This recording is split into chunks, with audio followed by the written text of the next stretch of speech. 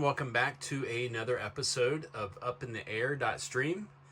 And in this episode, we are going to fix a problem that we've been having pretty much since we purchased this trailer new.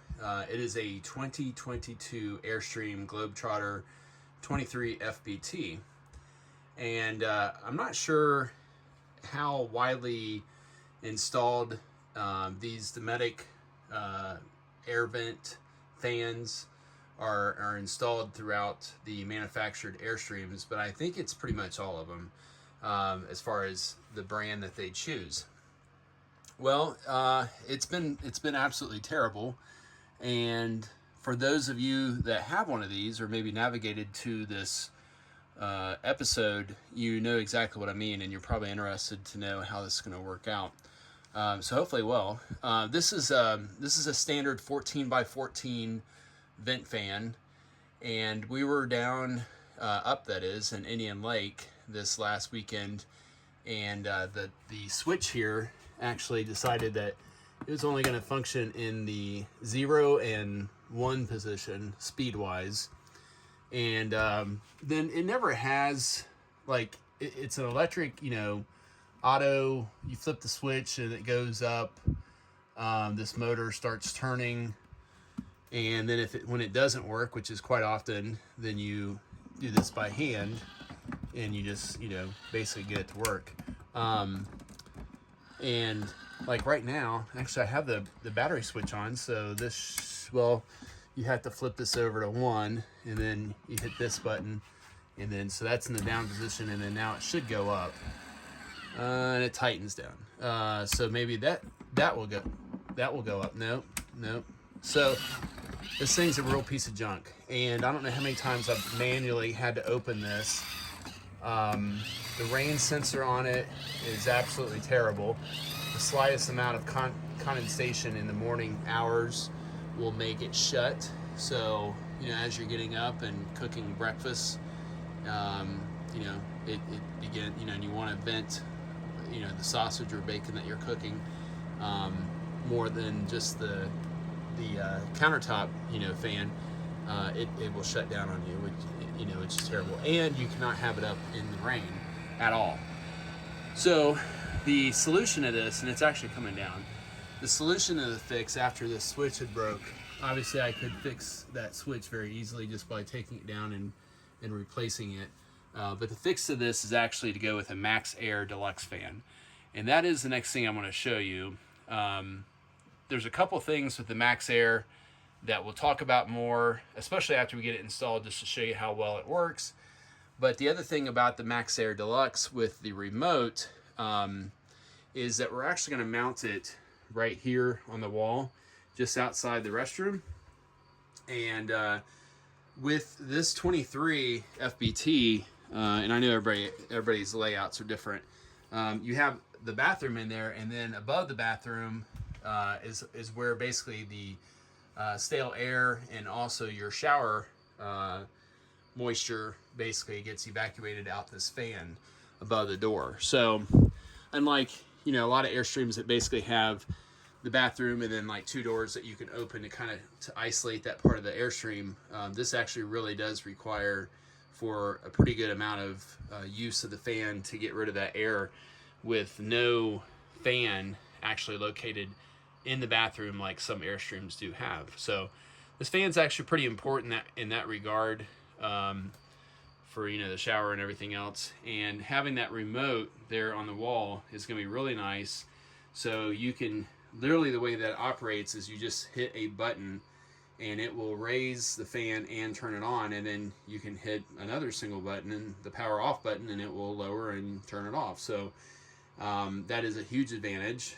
And then the other motivation, not only this being a piece of junk, can't say that enough, is the fact that the new fan actually has a better thermostat setting that will raise the fan itself, which can be ran in the rain reliably. If we were to lose air conditioning in the Florida heat, then it will raise it and evacuate the heat inside the Airstream and further protect our dog. And so that's another huge benefit of this fan as well. So we're going to demonstrate all that, and I wanted to lay that all out there and show you, basically discuss and show you why we are taking on this project. We leave here in a couple weeks for Lake of the Ozarks, and so I could not wait to do this project. Now we are only doing one at this time. I want to see how it works out before I order the other one. The other one is located here in the bedroom, and so we will eventually do that one as well. And they do make like a shade, just like the Dometic has a shade there. But the other beauty of it is you can order in white as well. So it's like a solid color, which won't be nearly as bright. And we're putting the smoke tint version in this one. So let me get back in the house. I'm going to open the box and show you kind of the contents of the MaxxAir and show you what model we bought. Okay, I did find the butyl tape, and I usually keep some of this stuff around for like different projects, and this happens to be kind of like a white color, but yeah, it comes in a roll like this. It's still in good shape, it's still pliable and plenty sticky, so I'll be utilizing this roll here for this project, and it doesn't take much, you know, for it to do, but this will be what will be going on the other side of that and all the way around, and I'll be showing you that as well. So if you're gathering all your materials together, you know, along with your hand tools, that will also be something that you'll need to do this project. All right, so let's get this started, and we are going to use the instructions. One thing that we're going to check here is it does specifically say that it needs a minimum roof thickness of 1 1/8 inches and a maximum of 6.5. I think we're going to be within spec, and I have seen this fan installed in a other video on an Airstream, so but we're going to check that, and I recommend doing the same just because you never know what your use case might be and what Airstream or what year that you're talking about. So what we're going to do is we're going to pop all these screws loose up there, and then we're going to take our and I can already tell, you know, based on just the trim ring here. I mean, we could easily, without even, I think that's what I'll do. All right, so we have the beauty ring or trim ring, whatever you want to call it, removed. And this is kind of interesting because I've actually never really seen into the ceiling of an Airstream. This is the first time. And so they're actually using Wagos there. So I had ordered Wagos. I probably won't even have to use them. Obviously, I'll have plenty of other uses for them in the future, but we can also see our screws exposed as they installed them into the roof of the Airstream, our electrical. And then the other interesting thing, just to show you around one more time, just kind of showing you how that's put together. That's fairly impressive. They put like a little trim piece there to frame this out. So, you know, obviously they would need to do that to give it some support. And this would be like wood normally in a traditional trailer, right? Just, you know, with a membrane roof or whatever. And this does kind of also demonstrate the beauty of an Airstream, is the fact that they're expensive. I get it. But, you know, you're talking about aluminum ribs, not wood, aluminum skin, aluminum inner skin. If you have a leak up here, then it's going to run around. And then if it's a 2022 or 2021 July or later or newer, then that model year, you're going to have a composite floor. So you'll detect the leak, but really, you know, hopefully it'll detect the leak. But even if you don't, then you won't have necessarily like a soft floor, you know, in places, even if you have a roof leak. So that was a selling point when I bought this Airstream. I initially had thought, no, I'm not going to pay that kind of money because of the wood floor. But anyways, getting back on track, I have pulled the beauty ring and set it on top of the other one, and I'm thinking that I'm gonna maybe be able to use this trim ring because it is really dimensionally the same. Now it's uniform all the way around. It's the same height is what I'm trying to say, and it looks like they put like some duct tape around it. I'm not sure why they did that, but obviously somebody has figured out over the years that is something beneficial. And then just so that all my holes line up, because you know they manually just went around and drilled these holes so they're not the same all the way around. I put like a tick or a scratch right here in this hole, and that is my front, the side of this trim ring that goes to the front of the Airstream. So that is a good reference point as well. So it yeah, I think I'm going to be able to maybe just use this ring and not have to cut the other one. So that'd be a step saved. And then this being gray will match the other fan interiorly, so that'll look more uniform. And also it's gray instead of white, so it's not going to look as contrasting on the roof as well. So we will see. Fingers crossed on that idea. So all right, so I have thrown the levers on these Wago connectors, and obviously you may not have Wagos depending on what your Airstream is, but it's always nice to see them use something like that, because they are a little bit more expensive than like a butt splice connector, but I didn't have to cut anything. And I know that other people have made a big deal about like isolate, unplug, you know, everything else. This is 12-volt power. If you don't have an exposed in with a Wago, so that's the beauty of that as well. And then I'm gonna pull the fuse when I go to install the new fan. But I'm disconnecting it now because when I am up there, and I know I'll be up on top of the Airstream at some point in time, and I'll be taking the screws out, and then I'll be wanting to take this thing off the roof, and then I'll realize, oh man, I did not take the wires loose, and then I'm going to have to set it back down, get back down off the ladder, etc. So I do want to make a point right now, and I should have made this point early on, that this is not an install video. This is not a all comprehensive step-by-step, though, you know, I am going to do my best to kind of show you everything that I do. This is a video of showing you me installing this fan. So I don't want to mislead. If you are going to have to do your due diligence, your own research, everything about it, your installation is on you. I am not taking responsibility for your install, and this, like I said, is not an install video, so do not hold me to the fact that I gave you all the information that you need.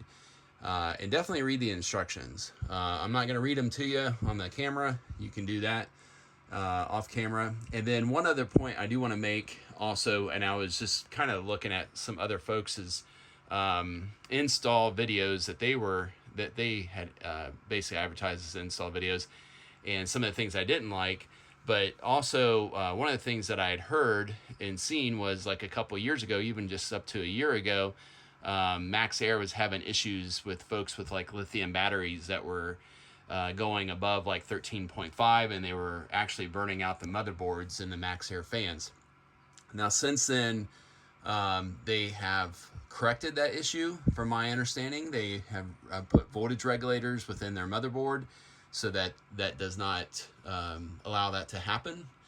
And you will know that your fan that you received, which at this point in time I can't imagine there being any old backstock at this point in time, but you want to verify when you get it. It's serial numbers that start with 22. So if your serial number is greater than 2200, you're most likely in good shape, and you could always call MaxxAir if you want to verify before you basically install the fan if you wanted to verify. But if that makes any sense, if your serial number is above 2200, you should be in good shape. That information came from eTrailer, so I'm going based on that, not calling MaxxAir myself. So something also to consider. I want to show you my tools of choice for getting this Sikaflex off the roof.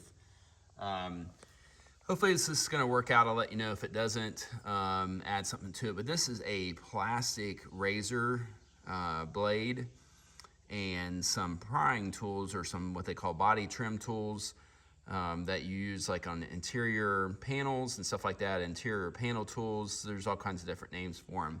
But they have a fairly sharp edge, that is, and we should be able to do this. And avoid using something metal, in my opinion. I don't know, maybe I'll have to, but you could gouge and cut through stuff that you don't, the roof that you do not want to cut through. Obviously, we're not dealing with a membrane like you would on a traditional RV or some type of other composite roof that you could easily destroy or crack. But we still don't want to dig into the metal or gouge the metal, or even take the paint off for that purpose. So, yeah, this is what I'm going to use. We'll see how it goes. Okay, so if you have not been on the roof of an Airstream, sorry about the camera work. It's going to be shaky. I'm up here balancing myself. So this is going to be some tedious work. I am up on the Airstream. I have a good A-frame ladder that I got up here with, and then I'm using like this kneeling pad right here by the soil pipe, and then it's sort of on like a little lip. Not the best, but you definitely do not want to go out there. That is no man's land. And then you want to stick to these ribs where the rivets that you see are. Those are kind of the supports, and that's what also we seen up there was, you know, a support all the way around.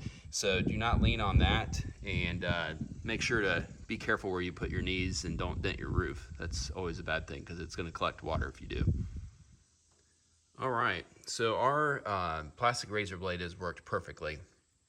The Sikaflex and all the way around, 5 minutes. That's all it took. Take your time. Don't be in a race. I'm not trying to say that, you know, you should be in a race. Definitely take your time doing it. And this is some, you know, basically you start by just popping off everything that was covered up by the holes.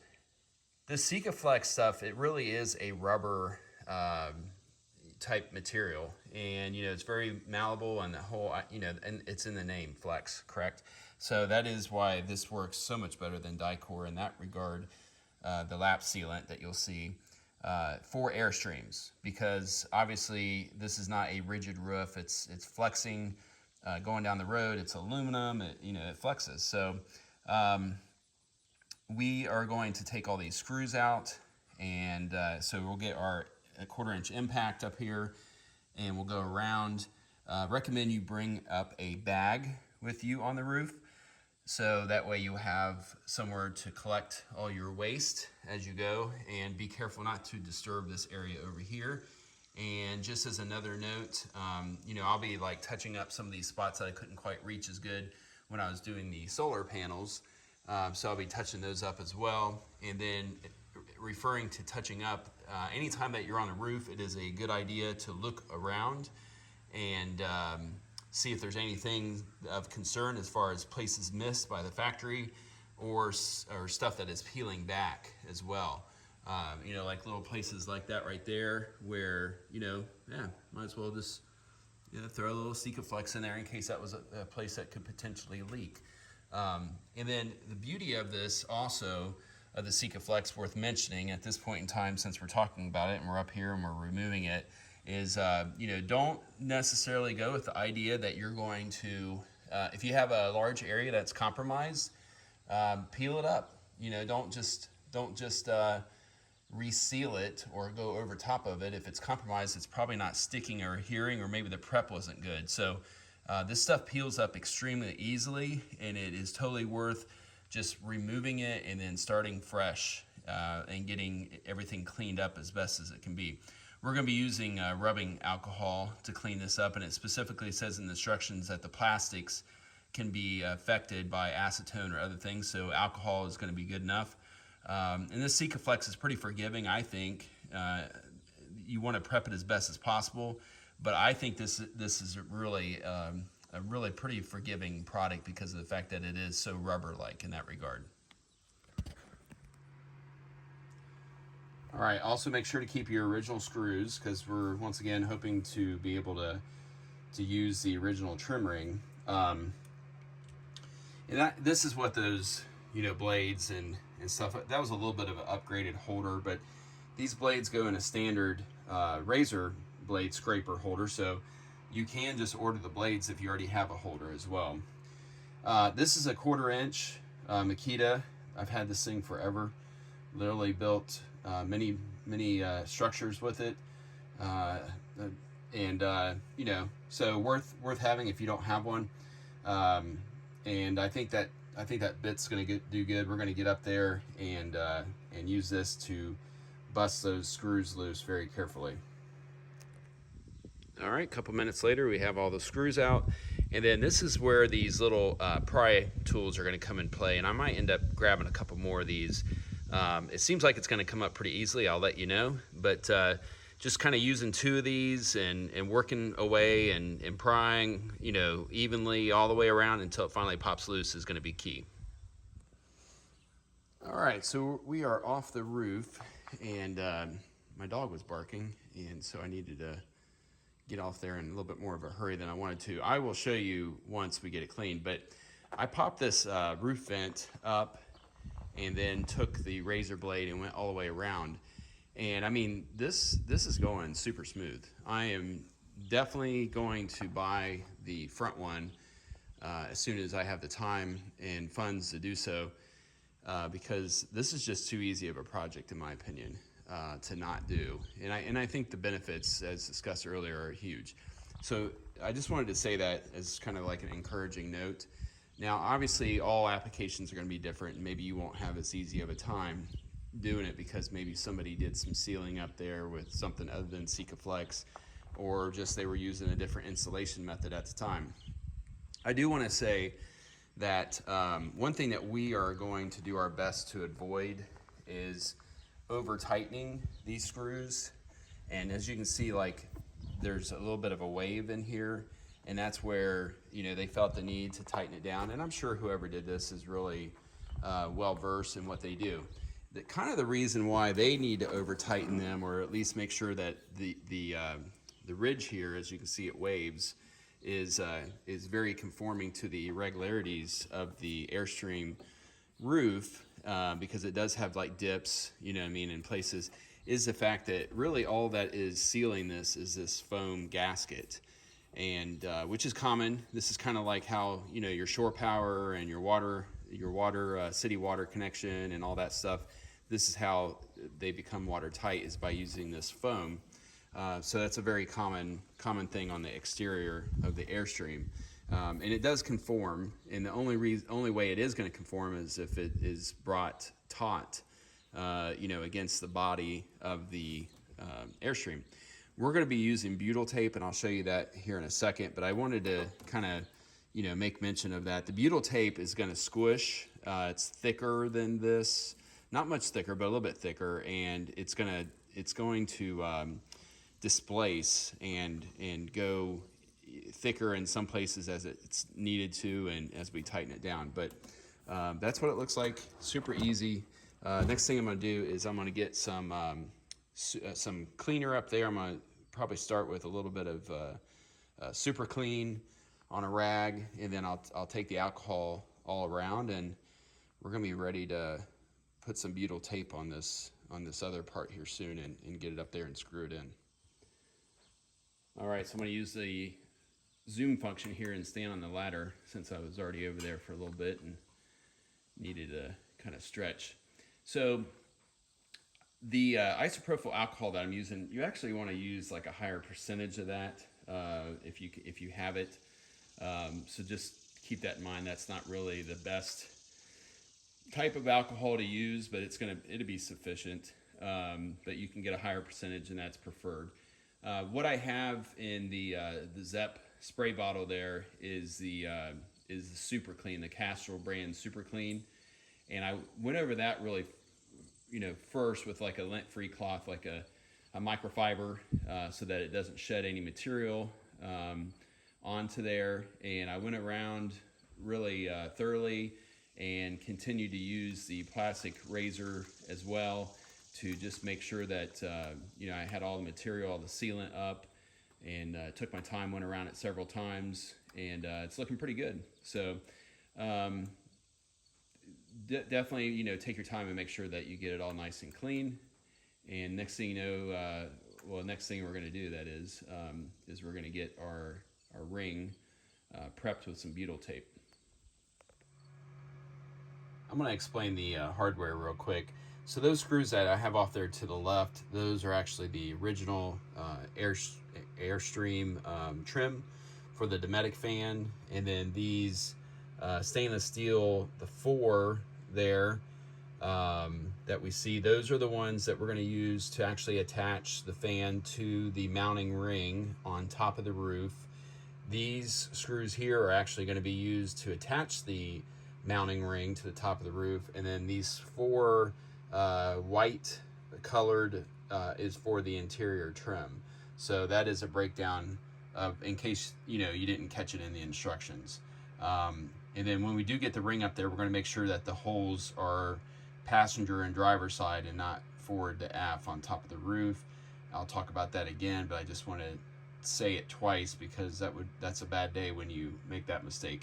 Obviously read the instructions as well, and I just reread them to make sure that I am doing everything correctly. So here is the ring, and I wanted to tell you also that we do want to use alcohol to clean the ring as well, to make sure there's no like releasing agents or anything that has residue that's on the ring itself before we put our butyl tape on there. We are getting ready to drive these screws, and one other detail, I don't know if it's going to make a difference, I doubt it, but I am going to start in the center and go to that one, and the corners are going to be last. So basically like pushing our way outwards, because what we don't want to do is it's just how you fasten stuff, you know what I mean? You basically start and you work your way out, so that way it's not like creating tension. Maybe it doesn't make a difference, but that's just the way I'm going to do it. All right, so we have all of our screws in all the way around, and they land very similar to where the other screws were, just obviously not in the exact position because they're which is a good thing. That one there and that one over there was very close to each other. But I did put them in on an angle a little bit, and that was smart that I did, because of the fact that, as you can see, I barely snuck them in the corners there, and that was because I was paying attention to how the screws that were coming out of here were put in, and they know something that we don't, because they do this every day. And even over here you can see too, they barely caught that metal, which is where we want them to catch, right? We want them to catch that metal. It's kind of weird, on the back side here they don't come anywhere near catching that metal, and it seems like they should have put another one of these pieces in right there. That would have been nice if they would have, a little more solid, but obviously it's not necessary. I have not had any issues with this leaking in the past, and that is knock on wood, that will be the case in the future. So also the idea is that the roof is in fact curved, and so these will go in on an angle. The one thing I'm going to talk about though, and make mention of, is the fact that when we do put our sealant, our Sikaflex in, that we really need to make sure we do a good job of covering up these screws when we do our sealant, and I'll show you that. But because the screws are not flush, not that making them flush would have made them watertight in any shape or fashion, they are going through the butyl tape. I did notice I didn't want to over tighten these, because I know the Sikaflex is going to do a good job of sealing it all the way around.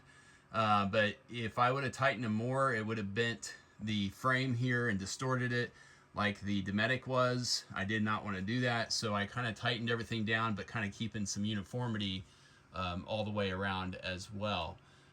Because like I said, the roof is irregular. The butyl tape, I would say that it most likely would not seal this if it was just the tape itself, because of that irregularity, and then my unwillingness to cinch it down tight. So keep all that in mind. But with the Sikaflex, it's gonna do an awesome job, and the butyl tape is just kind of making up for some of the irregularity. But I don't have the confidence that it would do the job by itself. So yes, make sure that you do a good job sealing this all the way around.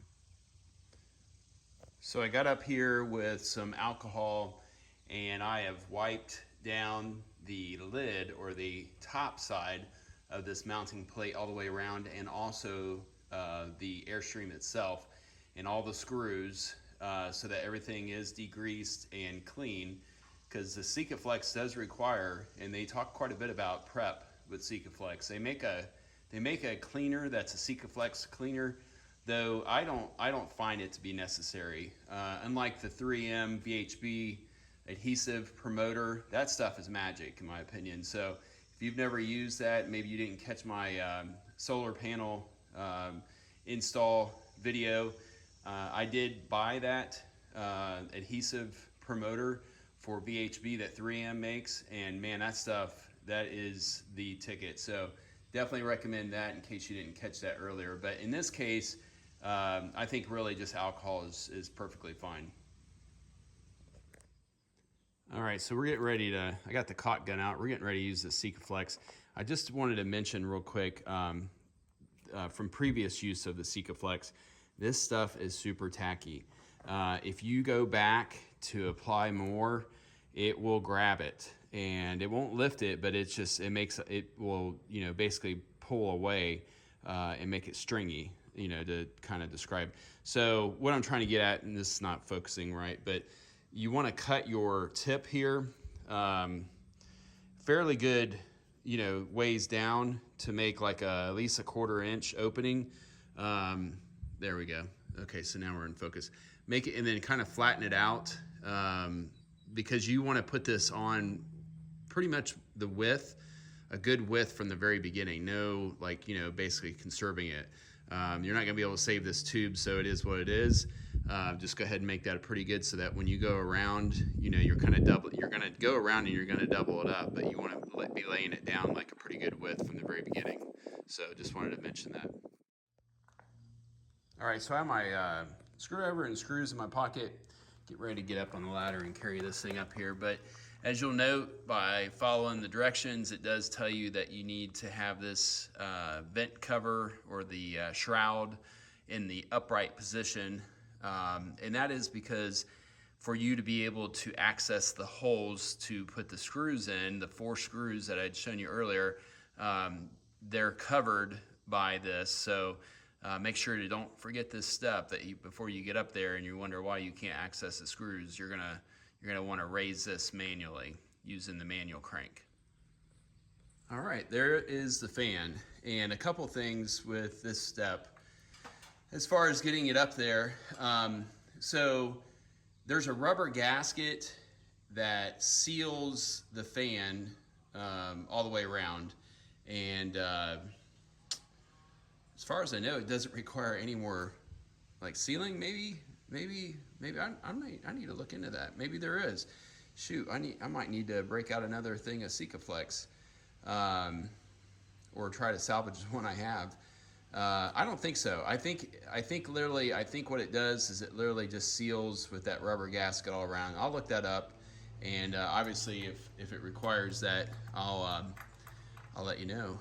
Obviously it's going to be in the instructions as well.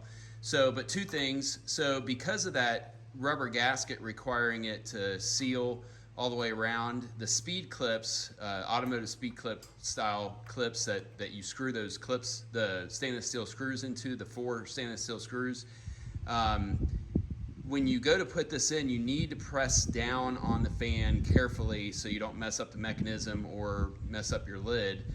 But it is going to require it to be compressed a little bit before those speed clips and those stainless steel screws will align it. And I actually put them like on an angle downward in there to get them to align, and then tighten them, and then they kind of do finally cinch up and square up, and that's typical of speed clips. So no big deal, but yeah, you're going to require to put a little bit of down pressure on this thing for you to be able to get the holes to line up. So that's tip number 1. And then tip number 2, and I kind of discovered this by mistake, but I didn't like one of the little places there where I was seeing the Sikaflex, and as far as its sealing, and so I actually just pressed it down with my finger. If you wait like an hour, maybe an hour, yeah, depending on your temperature outside, it's about an 80-degree day today here in Ohio, you will get a skin on the outside of the Sikaflex to where it's no longer tacky, but obviously the stuff that is not exposed to the air has not cured yet. So you can kind of, I went all the way around and kind of like mushed down, for lack of better terms, the Sikaflex, and kind of made a natural progression, because this was like 2 passes around along with hitting all the screws, and that will kind of blend everything and then also squish it in to make sure that it's touching the edge and making a nice seal with the edge of the roof, and also probably is forcing a little bit underneath the now I didn't go crazy. Don't go crazy when you smush it, because then you're going to maybe disrupt it, but it probably most likely forced a little bit underneath the actual roof mount section of this vent as well. So yeah, just a couple things there. I'm going to check on this, and if not, we'll move on to the wiring if it doesn't require any further sealant. All right, so we are going to wrap up this project. So luckily, and as I expected, the trim ring works perfectly with this fan, and so I'm glad that I referenced it. That way all the holes line up, and is up there and working great.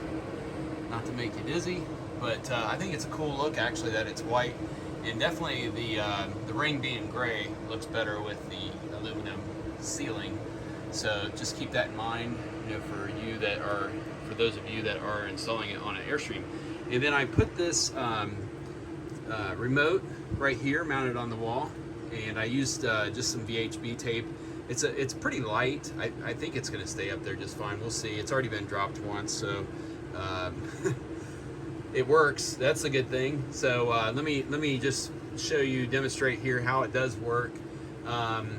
And before you position your remote, because this is using an IR eye, and then the receiver is somewhere right there in that corner where the control panel is, you're going to want to make sure that wherever you mount your remote on the wall, that it actually functions. Because if I went this way just like another inch, and that's why I had to justify it so close to the door, I'd preferred actually not to do that, but unfortunately for it to be eye level where you can read it naturally, and then actually for it to function, it had to be justified this way so that it would. So from my understanding, the way that it works here is, like, let's say that I want to go take a shower or do other business in the restroom, and let's turn it off. So if we hit, it doesn't wake up like right away, so you have to hit. Okay, it's actually not working. Let's see here. That's temperature. All right, we're learning this together. There it goes. Hopefully I don't need to move this. If I do, that's the good thing about the VHB tape, right? So let's stop it. Let's turn it off. Is it because it's not reading it? Yeah. I think that's not going to work. So I might have to move this down a little bit. Let's see here.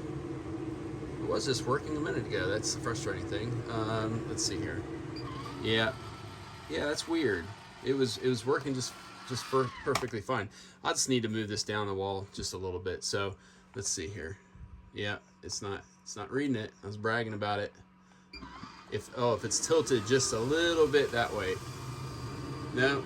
All right, back to the drawing board. Let me move it. All right, so third attempt actually, but it is a little touchy, but understandably so. It's an IR remote, but it is going to be maybe a challenge for you.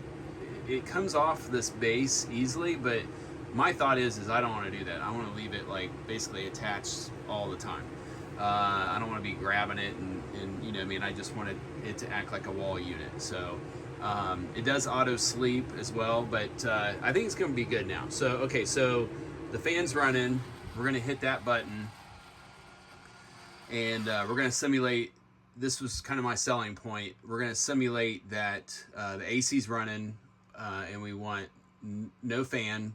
We don't want any outside ventilation whatsoever. However, we're going to take a shower, or we're going to do some other business in the bathroom, right? So you can come over here, you hit that button, it will automatically raise the hood and start the fan at the last setting that you had it at. Okay, so we have it at speed 11, 11 different speeds, and so that's 100%. So we can leave it on there. If you want to down the percentage, you just basically hit the down fan. If you want to go up in speed, you go up. And then the auto mode is also one of the things that I really wanted. So if it gets to be 88 degrees in here and the hood is down and the fan is off, if I hit auto like before we leave, it will basically keep the fan off. And also there is the air out indicator there, but let me finish this thought, I guess, jumping all around. It will keep the fan off until it reaches 88 degrees in here. That is the inside temperature, the 82, and it says inside temp, and then that's your setting. So actually I'm going to go up to 90 because I don't want it to come on just, you know, basically if it's getting a little bit warm in here, even though the battery be off, it won't be running. So, but I think 90 is like a good like emergency threshold. If it was get to be 90 degrees in here, then it would open up. But I don't want it in auto, so let's take it out of auto, and then we can turn it back on. So to go on, and then if we want to change the direction, we want it to be air out because we want it to remove odors and stale air and also condensation from the shower. So we're going to leave it on air out, but if we change that, it would go air in, and then we can manually shut the lid here as well. So and then more speed, less speed. Okay, so yeah, that's all the controls. Pretty simple. Like it looks a little in depth at first when you look at it, but really once you play with it for just a minute, you know, I read the directions just to make sure I wasn't missing anything so I could explain everything to you guys. But yeah, there it is. Super happy with it. Looks like it came that way, and I don't have to worry about the rain or condensation anymore. And I don't know if we'll be able to see it from the outside. Let me see if I can get over here. Let's get out here and see if we can see the fan from the outside. Yeah, and that's what it looks like. I'll zoom in for you. That's what it looks like up on top of the Airstream as well. Looks factory from the side. Like I said, I took those stickers off there so it didn't look like a MaxxAir. It just looks like it's factory that way. And yeah. All right, good deal. Well, I'm super excited. I thought this was going to be a 2-day project because I was going to let the Seca Flex set up and all stuff, and I'm glad I didn't because I was able to actually have more confidence in my caulk job by being able to kind of press down on it and mend it together and smooth it out a little bit. And I'm pretty confident that's actually probably what they do at the factory, because there's no way, as tacky as that stuff is, that they go back. They probably go back after it gets a little bit of a skin on it, and with a gloved finger and a vinyl glove or something like that, and go around and smooth it out. That's my guess. Is these people, you know, the people that work at the factory, they know exactly how to make it look better than just a big mess up there. So that's my suspicion on how they do it. So, all right. Thank you very much for watching. Make sure to subscribe. We have a ton of videos coming up all the time. I'm always doing projects. The next project that I need to do before we leave for Missouri for Riviera RV Resort is I'm making custom runner rugs in here. So that's always a thing to protect the floors, and it's going to be a custom cut runner rug. So make sure to subscribe and hit that notification bell if you'd like to see that video coming up, and make sure to check out our older videos too, as we do a lot of reviews and installs as well. Thank you very much. Take care. Make sure to get out there and have some fun. On top of